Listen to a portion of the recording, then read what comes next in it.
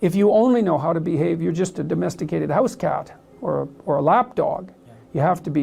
You have to push beyond the persona, and that's what the integration of the shadow does from the Jungian perspective. It's like to pull that monster that's been edited out of you, to pull that back in and to allow that to reveal itself within your increasingly sophisticated way of being. And then you're not just a persona. So if you want to push back on your persona, are you saying that you have to cultivate your shadow? Is that the premier path? Yeah, because the thing is, you can't escape from your persona unless you can say no. Like, here's an example from popular culture. In the Harry Potter series, Harry Potter's obviously the hero of the story, but he's touched by malevolence, right? The only reason he can stand up against evil is because there's some evil in him that he's incorporated, essentially. Well, that's exactly right. And the persona, if you're a persona, then you're an obedient citizen. But the problem with being an obedient citizen is that if the society tells you to march the Jews off to the death camp, for example, and you're obedient, then that's what you'll do. And it isn't like society is civilized and then all of a sudden you're performing some act of atrocity. That isn't how it works. It's like you're obedient citizen and then you're asked to violate your conscience a little bit. Yeah. And you have to, because you don't have anything other than that persona. And that's obedience. And so a little more obedience is demanded and you say, okay, well, and then you're a little bent because the society is becoming a little bent. And then you're a little weaker.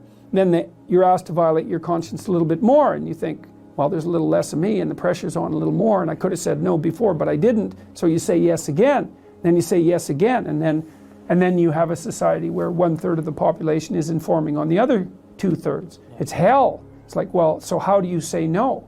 That's the shadow. It's like, and the reason that the video I did about Bill C-16 and its compelled speech provisions went viral was because I said no. I didn't say it casually. What I meant was, there isn't anything that you can do to me that I can imagine that will force me to utter the words that you want me to utter. Nothing.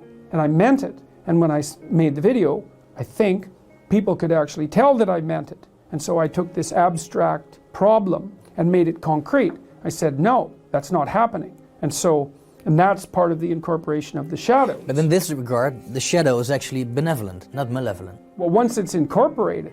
Yeah, well, that's the thing. Yeah. And I don't know what to make of that in its entirety, because it sort of means that it means something like, because one of the old metaphysical problems is, why would God allow evil into the world? I think, well, maybe God didn't allow evil into the world. Maybe God allowed the possibility of evil into the world. That's different. And maybe the world with the possibility of evil is actually a better world than the world without the possibility of evil. It's something like that, in that maybe a man is better when he's a dangerous man who's being good than he would be if he was just a good man who wasn't capable of being dangerous. And I believe that, because the best men that I've ever met are very dangerous men. You don't mess with them. Yeah. So, and you know that as soon as you meet. Do you think weak men can be virtuous? No. Because I think that when you're weak, let's say that signals that you don't have the options to sin. Right. Which is something that creates resentment, and resentment creates corruption. Mm-hmm. So in this sequence, do you think that someone without teeth or without the options to sin can be good? See, that's a real theological question, right? Because the question you're asking is, and this is tied up with the idea of free will and evil. Can a person who doesn't have the option to be evil be good? And I would say no.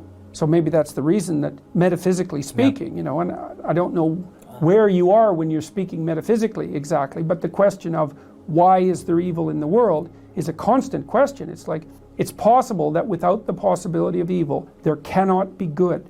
Good requires the possibility of evil. And maybe good is so good that the fact that it requires the possibility of evil is acceptable. Maybe it's even desirable. I mean, you kind of end up on the edge of your knowledge when talking about such things. But it seems to me to be right. Yeah. And it seems to me be right in a lived sense.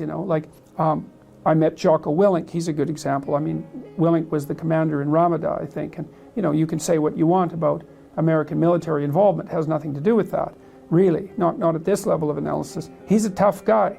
I follow him on Twitter. Yeah, so you know. He gets up every morning at 5:30, 4:30. He's a tough guy. He told me quite straightforwardly that he was one of those kids that as an adolescent could have gone either way, right? Yeah. He could have been highly successful street criminal. Yeah, probably. Right, but yeah, probably. Well, you can see it. But he decided not to do that. And, you know, he's very, I would say He was a SEAL, right? that's right. And he's psychophysiologically intimidating. He's a big guy. You can tell he knows how to use it, and you can tell he used it. Yeah. But as far as I can tell, he's a good person. And that's actually, all of that capacity for mayhem is part of what makes him a good person. And people know that. That's why they're listening to him. And like I said, the other people I've met the men I've met who are good men, they're all like that. They're all dangerous. They're all dangerous. Yeah. Have they all been not good men before? Or is that not part of becoming a good man? I would say they've certainly all done things well, you know, adolescents break rules, right? And healthy adolescents break rules. And so then the question is, well, how extreme does the rule breaking become? Well, it would vary from person to person, but I would say that most of them, not all of them, but most of them were more on the end of the rule breaking spectrum, right? They broke more rules than normal, but they clued in, you know, and explored that and then decided, no, that's better than cowardice, it's better than weakness, but it's not as good as what's good. So if you follow this doctrine, actually the people that are accusing you of instantiating like toxic masculinity, well, let's say that it's true that you're promoting male strength.